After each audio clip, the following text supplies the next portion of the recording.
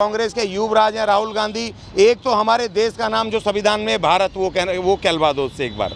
वो भारत ना तो भारत बोलता है ना इंडिया बोलता है, वो बोलता है हिंदुस्तान हिंदुस्तान चिल्लाता है। पता नहीं कौन से देश का नाम लेता है। हमारे देश का नाम भारत के संविधान के आर्टिकल 1 में इस देश का नाम भारत अर्थात इंडिया है और अंग्रेजी में इंडिया दैट इज़ भारत ये लिखा हुआ है। तो हिंदुस्तान चिल्लाता है वो पहले तो उससे भारत कहलवा दो, इंडिया कहलवा दो इस देश का नाम। और दूसरा, राहुल गांधी अगर सुधर गया है, अगर कांग्रेस ने सुधार कर लिया है तो उसको बोलो कि अगर राहुल गांधी प्रधानमंत्री बना, कांग्रेस सत्ता में आई तो 1992 की देश को बेचने वाली नीतियां वापस लेंगे। इस देश के मजदूरों को ठेके में जो भेज रखा हो ठेकेदारी की नीतियां वापस लेंगे। तो ये अगर राहुल गांधी कह दे हम राहुल गांधी के साथ। कांग्रेस ने तो बहुत सारे रखे थे कांग्रेस की सरकारों में। अगर भला करो, अगर मान्यवर काशीराम जी अगर बहुजन मूवमेंट नहीं शुरू करते ना, इस देश के जो 50% से ज़्यादा पिछड़े ओबीसी समाज हैं उनको टिकट भी नहीं देते थे, उनसे झंडे उठवाते थे। ये पिछड़ों की राजनीति शुरू हुई है जब मान्यवर काशीराम जी ने जब वहाँ उसमें बना करके 1970 से बाम सेब बना करके जब मूवमेंट को चलाया, बहुजन मूवमेंट, उसके बाद इस देश के पिछड़ों का उनकी सम्मान हुआ, उनको टिकट मिलने शुरू हुए हैं। नहीं तो इस देश के पिछड़ों को तो कोई पूछता भी नहीं था।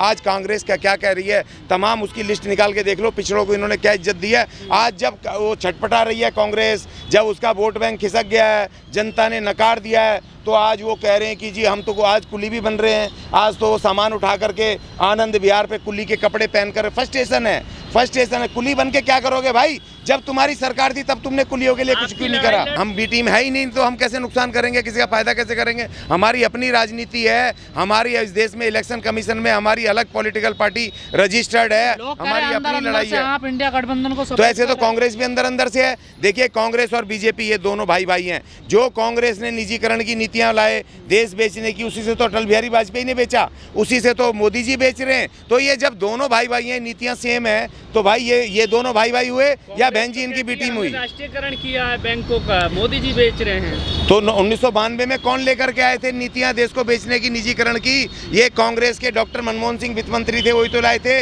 नरसिम्हा राव की सरकार में। चलो मान लिया उस समय गांधी परिवार नहीं था उस सरकार में, तो 2004 की सरकार जो डॉक्टर मनमोहन सिंह की नेतृत्व में बनी, उसमें सोनिया गांधी जी कांग्रेस की अध्यक्षा थी, उसमें ये जनरल सेक्रेटरी हमारे ये राहुल गांधी जी थे। तब इन्होंने देश क्यों बिकने दिया? तब उन्होंने, उस सरकार ने क्यों कोयले की खदानें बेची, पूरा देश बेचा उसने, मनमोहन सिंह ने कांग्रेस के नेतृत्व में सारा देश बेचा, प्राइवेट किया। तुम राष्ट्रीयकरण कर दिया तुमने एक बार ही, वो भी इंदिरा गांधी की सरकार ने, तो क्या फिर पूरा देश बेचोगे?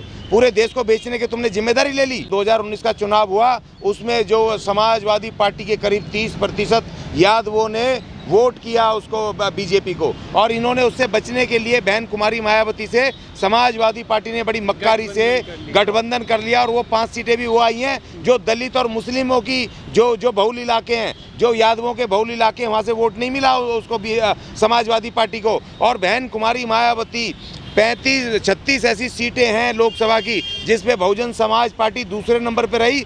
2000 से लेके 7000 वोटों के अंतर से 37 सीटें बहुजन समाज पार्टी आ रही है। अगर ये समाजवादी पार्टी के लोग अगर ईमानदारी से वोट कर देते अगर गठबंधन को, तो आज ये बीजेपी 2019 में ही खत्म हो गई थी। ये उसी समय इनकी समाजवादी पार्टी और बीएसपी की मिला करके 50 से ज़्यादा सीटें आनी थी। और अगर बहन जी को अगर गठबंधन नहीं करते ये, तो बहन जी अपने बल पे 40 से 45 सीटें लाने वाली थी। बीजेपी को तभी परास्त कर दिया था। ये तो आंकड़े बता रहे हैं इलेक्शन कमीशन के, मैं नहीं कह रहा हूँ। और जो समाजवादी पार्टी को जो 5 सीटें मिली वो बीएसपी की बदौलत मिली। और लोग उल्टा प्रचार करते हैं। समाजवादी पार्टी का तो 30% वोट ऑन रिकॉर्ड वहाँ गया, बीजेपी के पक्ष में गया है। तो इसीलिए देखिए बहन जी ने, पहले भी बहन जी के साथ साजिश हुई, लेकिन बहन जी ने कहा कि हम अब तुम्हारी साजिश में नहीं आएंगे। पॉलिटिकल ये डे टू डे की ये दिनचर्या है। और जो पॉलिटिकल पार्टियाँ, देखो बहन जी एक बड़ी राजनेता हैं देश की और एक बहुत बड़े तबके को रिप्रेजेंट करती हैं, और तीसरी महाशक्ति पार्टी की, राष्ट्रीय पार्टी की राष्ट्रीय अध्यक्ष हैं। तो उनसे मिलना इनको अब जाना पड़ रहा है मजबूरी में।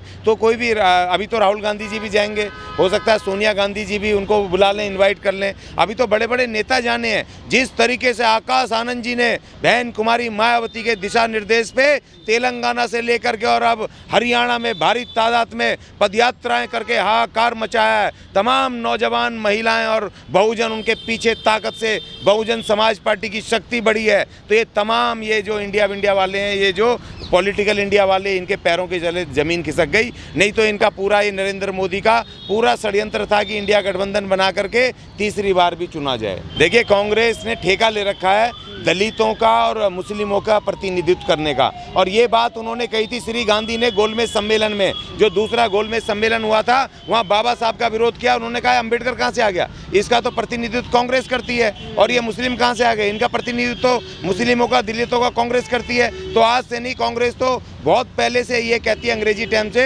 कि इस देश के दलितों का और मुस्लिमों के तो हमें नेतृत्व करता कांग्रेस है। इसी दंभ में, अहंकार में ये भूल गए कि अब परिस्थितियां बदल गई हैं। अब दलितों के अपनी नेता आ गई है बहन कुमारी मायावती, अपना राजनीतिक दल आ गया है, और मुस्लिमों का मान्यवर ओबीसी साहब जैसे तमाम और जो दल हैं जो उन्होंने अपना बना लिया है, वो आ गए, शक्ति में आ गए। तो इसलिए कांग्रेस अब हवाई सपने देख रही है कि अंग्रेजी टाइम वाला अब दलितों के और मुस्लिमों का रिप्रेजेंटेशन अब वो नहीं करती है। और ये बात इनको अब समझ आ गई है, जल्दी समझ आ गई है। इसीलिए प्रियंका गांधी बहन कुमारी मायावती से मिलने गई हैं, और अभी ये उनके पास भी जाएंगे, ओबीसी साहब के पास भी जाएंगे, मगर अभी काफ़ी देर हो चुकी है।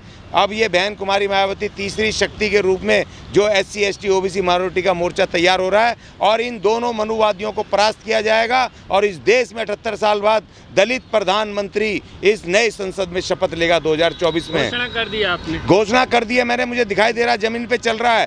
4 राज्यों में, तेलंगाना तो फुल प्लस BSP को आने वाला है, RS परवीन साहब मुख्यमंत्री बनने वाले हैं, और उससे वैसी स्थिति राजस्थान में और मध्य प्रदेश में और छत्तीसगढ़ में हो गई है। और आज कल से लेकर के वो उनका 8 दिन का दौरा आकाश आनंद जी का शुरू हो गया हरियाणा में। और हरियाणा में कल जिस तरह फरीदाबाद में नौजवानों की और BSP की जिस समय भारी तादाद में, हजारों की तादाद में जो पदयात्रा हुई है, उससे आंखें खोल देने वाली है। अभी तो उत्तर प्रदेश बाकी है, 10 सांसद हैं उत्तर प्रदेश में बहुजन समाज पार्टी के, 1.5 करोड़ वोट है इलेक्शन कमीशन में। तो अभी तो पिक्चर बाकी है। 50 सीटें उत्तर प्रदेश में बहन कुमारी मायावती अपना जो है तीसरा मोर्चा है मुस्लिमों के, उसमें गठबंधन में ये इनको परास्त करेंगे, इन मनुवादियों के सपने चकनाचूर करेंगे। इस देश को बेचने के सपने, इस देश के संविधान को उजाड़ने के सपने इन मनुवादियों के तोड़े जाएंगे, बहन कुमारी मायावती। लेकिन कहा यह भी जाता है कि ओवैसी जी हो, BSP हो, ये चुनाव जो है वो लड़ने के मूड में नहीं रहती, जीतने के, ये सिर्फ चुनाव लड़ते हैं, और ये बीजेपी को फायदा पहुंचाते हैं। देखिए, कोई ऐसी पॉलिटिकल पार्टी है जो पार्टी अपना कैंडिडेट नहीं जिताना चाहती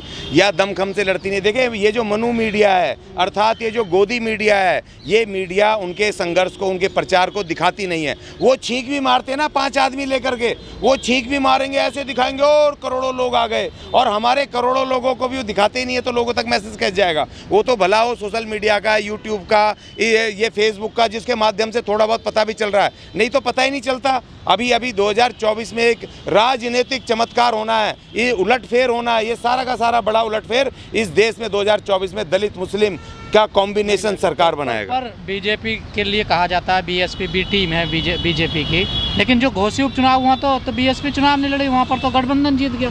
BSP का पुराना रिकॉर्ड रहा है कि कभी भी वो उपचुनाव नहीं लड़ते हैं। एक तरह से तो आप गठबंधन का सपोर्ट कर ही रहे हैं। नहीं, देखिए, गठबंधन हम किसी का सपोर्ट नहीं कर रहे। देखिए, ये सिर्फ बेकार की बातें हैं। कोई, पहली बात तो ये कि कोई भी विरोधी अपने विरोधी को कभी अच्छा नहीं बताएगा। क्या RSS BJP वाले ये प्रचार करेंगे? नहीं, बहन जी तो बहुत तगड़ी नेता है, वो तो उन्होंने तो यही कहलवा दिया ना कि ये तो हमारी B टीम है, और हमारे लोग भी झांसे में आगे बोल रहे हैं B टीम है।